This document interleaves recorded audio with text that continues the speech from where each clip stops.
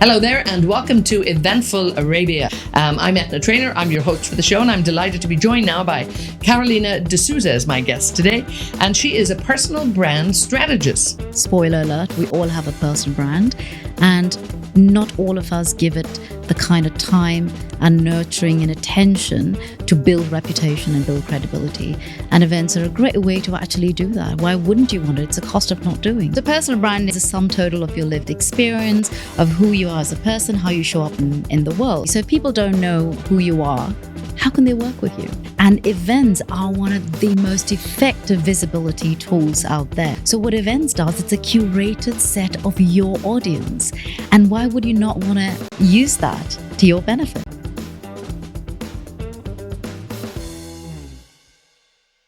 Hello there and welcome to Eventful Arabia. This is the podcast and the show that brings you behind the scenes in terms of what's happening in this very exciting and very interesting world of events in the Middle East region here. I'm Eithne Treanor, I'm your host for the show, and I'm delighted to be joined now by Dsouza as my guest today, and she is a personal brand strategist. Thank you for being here. Lovely to be here. Now, many people might wonder what personal branding has to do with the events industry. And that's the question I'm going to actually start it off with you when we look at it. People might feel personal branding is more of a personal thing, but actually, talk to me a little bit about its placement, I suppose, when it comes to events. Thank you. So personal branding, what it is not, is just a title or a job title that you have or the profession that you're from. Rather, it is a sum total of your lived experience, of who you are as a person, how you show up in the world. And events are one of the most effective visibility tools out there, because not only does it allow you to have influence at scale, it's reputation at scale. So typically for, let's say, a networking event that you go for, you might say, well, okay, there's a small group of people. And you compare that with, let's say, social media. You go on, but you don't know who you're talking to. So what events does, it's a curated set of your audience. And why would you not want to use that to your benefit? Absolutely. I totally agree with you on that. Let's have a look at what's at an event, and particularly in this region too. We're looking at big conferences, big exhibitions. And of course, there's a personal touch point from the minute you walk in the door. So who has to be wary of their personal branding? Clearly, it's going to be the speakers who are on stage. It will be the moderators. It will be the presenters.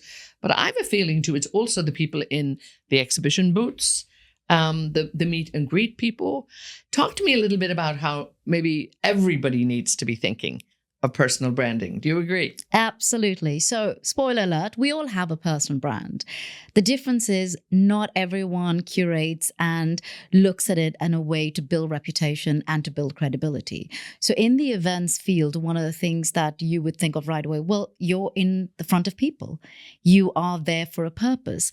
So showing up as your whole self, showing up in a way that creates an experience that is memorable, that people remember what you stand for, what you bring to the table. These are all part of your personal brand. So in an events environment, if you look at the whole ecosystem, right from someone welcoming you or from the experience of someone on stage, how do they make you feel? You know, what is it that you get from them is the key message, and the material that you get from there. All of that is part of your personal branding exercise and reputation that you build along the way. So it is for everyone. Now, a lot of people at some big events, and particularly events, industrial events perhaps, and commercial events here in the region, might think that just having the expertise is good enough. But I'm getting the feeling that you say it needs to be maybe a little bit beyond that. And I do know, I have seen how people present and how they actually deliver their information. This is thankfully beginning to change over the years, because I think it's the penny has dropped that you want to connect with people a lot more. But, clearly not, being an expert is essential. That's part of the reason you're there. But what do you need to do more to make sure that that expertise will be, I think, valued and cherished by an audience? Okay, so the simple thing is you cannot outsource personality. right? We all have our expertise, our lived experiences, the values that we bring to the table. So, what makes it engaging to talk to someone who has a large body of work is how do they make you feel at the end of it, right? We are all experts in different fields that we have. How do you present yourself? How do you actually share that knowledge? What is the area in particular that you want to bring to the table? And all of that ties into you as one package, if you think about it. So, you want to, whether you're a panelist or you're a speaker, or let's say in one of my earlier roles where I was handling leadership profiling, leadership was about which event should I be at? Where should I be seen? How do I get, the eyeballs? How do I get the attention? And attention is one of the most expensive currencies today in the market. So events make it one of the easiest ways to say, hey, look at me. So why wouldn't you want to use that currency to your advantage and bring the whole self and bring your best self to the table? Does I that want to make talk sense about bringing your whole self, because I have a few issues around that sometimes. And I think people take that very literally. It was almost like dress down Friday in the workplace that, people got a little bit carried away. These are still professional events.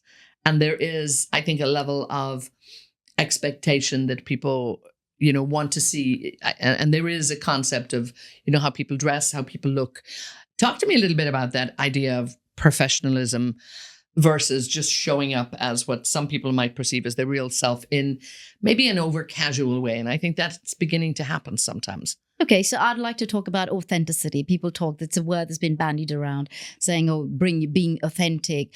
I actually want to change that to being aligned, because being aligned allows you to follow your purpose, to still be true to who you are, your values and what you're there for at that particular event, but also be aligned with the environment that you're in. So there is a little bit of, yes, I want to bring my best self and my real self, but also in the professional context that it allows for. Right? So it has to be everything from how you present yourself, how you carry yourself, how you bring yourself to the table with the expertise that you bring. And also, I think to a large degree in the relationship nurturing space, because when you're sitting, let's say, with a member of a leadership team, vis-a-vis someone that you're talking to, across a booth or with your panelists, yes, you want to be warm, you want to be courteous, you want to bring all of that to the table, but you also want context. So dress down Fridays, perhaps not as much, depending on the type of event, but largely use context and alignment. So still bring your authentic self, but allow it to be with purpose and with intention. I like that concept of alignment, yes, because the one thing you don't want to do at an event is distract from the message and the purpose of what you're there. And sometimes that can actually happen, that the personality becomes more than actually the process and the message of what's intended. How can people, most speakers at big events, unless they own their own company and unless they're perhaps entrepreneurs, are working for a corporation or some organization. So how can they align all of the context and the message of being a corporate spokesperson and also, making sure that they're being their personal best? I think two ways to look about it is go broad, so go industry, so you fit in as part and bring the dialogue. And the second one is go narrow, look into what you are bringing to your contribution and try to connect the dots. So the context over here is because, again, having worked with leaders across different industries, a lot of them like, can people, can you do something for me? Or I want to establish a sense of influence. The truth is people need to like you before they can trust you. And once they trust you, they start working with you. So you cannot expect to start selling to people the moment they meet you, right? They need to have background, they need to have context. So really to think about proactive reputation management, if you please, in this context. So you go up, yes, you want to talk about your company, but you also want a bit of your personality because you are, yes, you have your title, you have your company, but it's also you and what makes you you. Bring a little bit of that to the table as well. So have that context, go broad, go narrow, and bring that industry context as well to your personality. Also, I think we look at, industries that change leadership and change CEOs quite frequently, and yes, more people change. So in many ways, you don't want to finish a career with one company and that be your branding and that's all you're known for. You still have a body of expertise. You're still very relevant to speak about what's happening in the industry. So would you say that that's actually very important, particularly for CEOs? that it's like life does not end when the tenure at one company ends, and then you have to wait until you become, a new brand at another company. Maintaining, I suppose, your visibility. How important is that? And sometimes I think it's maybe neglected a little bit. It is neglected, and a lot of people get complacent, especially when you're in a leadership position, when you think you're the CEO, doors open, opportunities come knocking. There is no requirement from your side to do anything different because the doors are open for you. So a good way to think about it over here is your personal brand is much like us as human beings. We're evolving, we change, and we adapt. So along that route, your leadership role in one company is one role, is one facet of your personality. And that shouldn't be the case, because as human beings, we are multifaceted. We have passions, we have other things.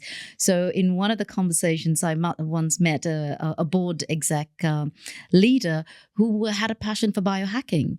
And he wanted to know how to marry that narrative into his performance as a CEO, as a board member. So you look back and you say, well, it's not always all corporate. It can be personality. It can be passion that you build into your personal brand. And you take that along with you, because once you build that kind of currency, that kind of influence, you carry that influence to your next job and your next role. So why wouldn't you want to do it? I think that is so important. And sometimes I do feel that people in that leadership role, once they finish with one company, it's almost like they go dark for a while, and then they have to reemerge as almost the new CEO of a new company. So I think there's probably a big focus on people beginning to do that and beginning to realize it, because I think it is so important. You talk about, and we look at events here in the region, where there are several thousands of people in attendance. You have an audience. You have the power to influence. You have a platform. Again, what do we need to do to make sure people can actually realize that and work with the organizers, the event organizers, the publicists perhaps around the whole event? Because there's a lot more, I think, that people can do to raise their visibility at events. And it gives them a huge opportunity. 100%. So it's an inside out answer. So once you realize for yourself, what do you want to be known for? And you say, well, my goal is X, it's to get to this kind of leadership position. Well, what are the events that are going to support you in that journey? Or if you're a CEO or you want to be someone known for a thought leadership in a particular area, what are the events around that sector? And that allows you to kind of mix and match, or, say, well, this sector makes a lot of sense for me, but let me see what are the conferences happening over there. Who's my audience? Because once you map who the stakeholders you want to reach, that event becomes such a neat fit. So be strategic, work inside out, and work with your goals. Not all events are equal. Not all conferences will be useful for you, but there'll be some that will absolutely change the trajectory of your career, because it allows for that kind of reputation building at scale, that influence at scale. So you want to be strategic about those. Then, of course, you have events that are live streamed, which is another huge advantage for people. Yes. So it's not just about showing up to an event perhaps in Dubai or in Saudi Arabia or something else. Absolutely. The absolute, prospects that hundreds of thousands of people are going to see this speech, see what you talk about. Sometimes I don't think people realize that either, and how important that is as well. It is. And the fact that it's live streamed, which means that you can reach thousands or hundreds of thousands in one go. And that automatically gives you reputation at scale, influence and scale. Why wouldn't you want to be a part of that? I mean, the concept of personal branding, I think, has given every individual its your own marketing department. 100%. And again, make that communication as well. Absolutely. And when you're at an event, you're probably going to have some of that video that's going out, particularly if it is live streamed, and if it sits on a YouTube or it's somewhere else that you can use it. So you can repurpose that. Absolutely. You can also work with the organizers in terms of their social media reach, your social media reach. And again, I look at LinkedIn at many of the big events that are going on. And some people who have been on the panel, they might throw up one picture. Mm-hmm. They might not. A lot of the times they don't.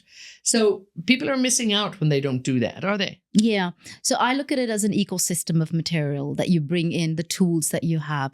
So you go on an event, yes, you have a piece of recording, which you can repurpose for yourself, for your brand, for your visibility. Then you have what happens at a conference. And a lot of time people talk about white papers or putting material in, or knowledge banks or think tanks. There is so much material and knowledge sharing that's happening at so many levels. You want to be able to leverage that, either for you as a brand, for you as a company, and just for the longevity as an industry insider, and to bring back some kind of value. Because it's not the kind that you go up, you speak for a few minutes and everyone forgets about it. How about we take the onus to actually build some kind of momentum to what has been shared? And also, I think it's a very competitive landscape out there. So if you get an opportunity to speak at an event, you're one of the chosen few. Yeah. It could be only 5 people on a panel. How do you see events kind of helping promote people in this very competitive space? Because it should get you more notice. It should, but with the tension being one of the most expensive currencies out there, I think it would really and largely depend on the person and what they choose to do with their brand. So having worked with leadership teams where you had a CEO saying, I want a keynote address, but it was the wrong format, it was not the right time. So it's a combination of things that make you go with, that really makes sense for me to do. So instead of looking at it as competition, I think look at it as a complementing addition to your journey as a brand. Some events will work for you, some events might not work for you, and be selective about the ones that actually do, and take it to the entire 360. Do your podcast, do maybe a piece on the media, write something about it, do it in your perhaps a white paper if it does lend itself to that degree, but turn that into something that would add value. What do you think are, I suppose, some of the mistakes that people make in terms of being part of a big event, of a big conference, of a big exhibition? And I mean, what do they lose out by not taking advantage of that? And they might say it's time, it's effort, it's energy. They don't know how to do it. Why just show up at an event and do nothing? I think I'll go with something I read quite recently. The cost of doing nothing is a really hefty cost. So when you know that events allow you for visibility, allow a sense of you to build momentum for your brand and maybe the company brand that you represent, it gives you influence, it gives you reputation. Why would you not want to take advantage of that? And not taking advantage of that, the cost is much higher. So for those who are maybe toying with the idea, try it. And then work your way through. Maybe some might be really beneficial, some might be not so much. But unless you try it for yourself and learn, you will not know the actual power of actually going and reaching thousands, if not millions, or whichever event that is out there for you. It's so true. When you talk about, leadership strategy, looking at events around the world in terms of what events perhaps the CEO should be speaking at. Yes, they should choose that very carefully because they could probably be doing an event every week. Yeah. Again, come back to that strategy. And for people perhaps who are maybe new to this, how do they get started? What advice would you give to people who are looking at perhaps being part of events and then maybe saying, okay, this is how you should go about it? I'll say start small. I normally do that when with anyone saying, how do I get started? Start small, get comfortable. So it might be a small networking event that you want to be a part of. Start with events where you could be a part of a smaller group, and it's the reps, and build your strength as you go, because you can't go from never doing an event to going and doing a keynote address. You're just not going to get that level of confidence. Maybe you want to start with smaller events, and also be strategic in the choice of events, because they have to add value not only to the people around, but to yourself, to your brand, to the business that you're representing. So it has to be a win-win for both parties. And while we talk about there's so much noise out there, let's all take a vow or make sure that we add value wherever we go. I mean, it has to be about adding value. But also, I think sometimes events, when you're there on the big stage for a lot of different people, your expertise shines through. You work with a lot of people who are pivoting careers. Now, you shouldn't be on stage looking for a new job, but sometimes that's actually where things might happen. Yes. And other leaders may see your performance, may listen to your knowledge and think, wait a minute, we might want to hire somebody like that. Absolutely. That's probably something people should keep in mind when they're actually going to events as well, adding value and also looking for value back. Ask not what you can do for your event, but what your event can do for you, perhaps. So I look at it as a lot of visibility. So if people don't know who you are, how can they work with you? And events do really give you that platform to be able to put your name out there, to put your entire personality and your expertise packaged really well. And who knows, maybe in a keynote speech. And that's all it would take. It can make a big difference, I think. Talk to me a little bit about just, you talk about showing up as your whole self, but your wellness and all of that. I mean, I've seen some tired speakers in my day. Okay. And, when you're showing up for an event, I always believe it's that last little bit of energy. You might only have to speak for 5 minutes. You're putting all your effort into a panel. You should come giving your absolute best. But, any advice in terms of how people can actually make sure that they keep that energy builded and deliver, their absolute best at any event? I think just remember what it's doing for you and what's doing for others and hold yourself accountable to that. Now, we look at, I suppose, the prospects that are there, and it's endless in terms of doing it. But where do you see events, I suppose, shifting or changing, or, where the advantages might be in a couple of years in terms of what people should be looking out for? I'm not entirely sure whether it's to do with a shift in trends, perhaps, or the way the industry would consume.